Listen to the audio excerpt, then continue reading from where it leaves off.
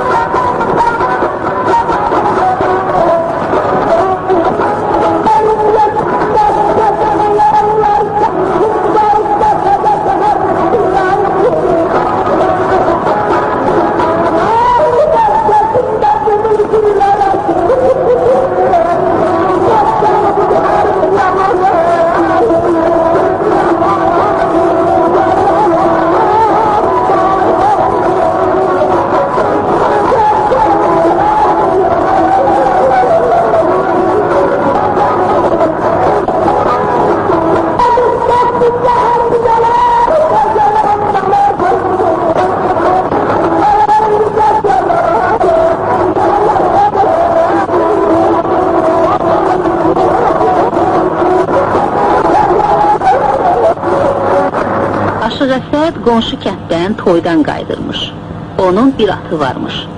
Əsəd bu atı elə öyrədibmiş ki, düşməndən öz yiyəsini mühafizə edərmiş. Qabaq qollarını dizdən əyib, yada qulaqlarını şəkləməklə böyrü üstə uzanarmış.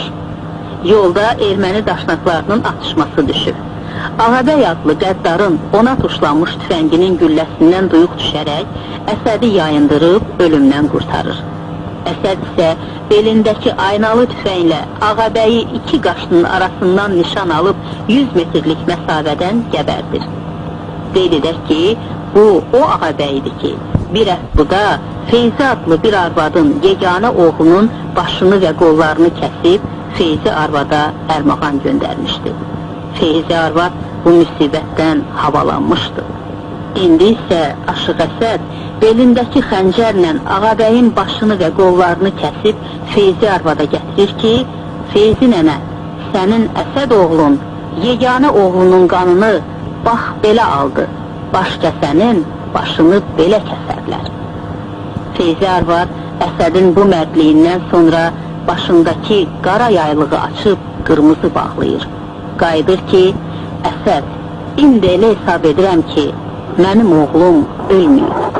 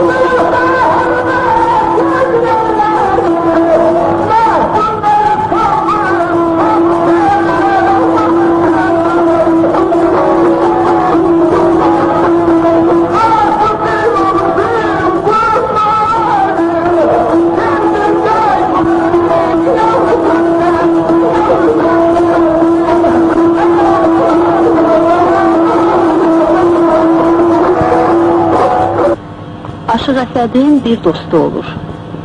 Dostunu da Əsədlə bağlayan onun sənəti, söhbəti, sazı və səsi olur. Əsədin bu dostunun da zil səsi varmış. El yaylaqda olan vaxtı hamı xeyir işini yaylaqda, alaçıqlarda, buz bulaqların başında edərmiş. Əsədin bu dostu onun dalınca gəlib özü ilə aparırmış.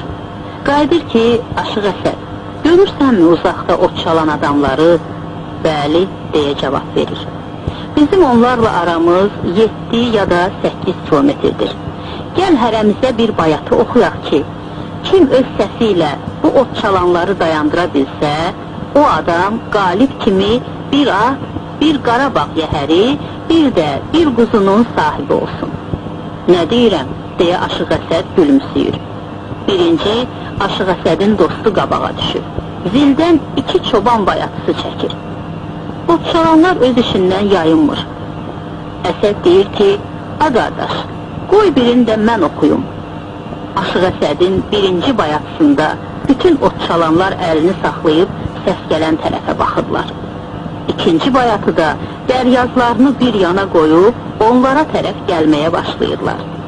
Gələn adamların şərəfinə 2 saat onlara çalıb çağırdıqdan sonra yollarına davam edib gedirlər. Aşıq Əsəd qayıdan baş dostundan uduzduqlarını alıb şad xürrəm evinə qayıdır.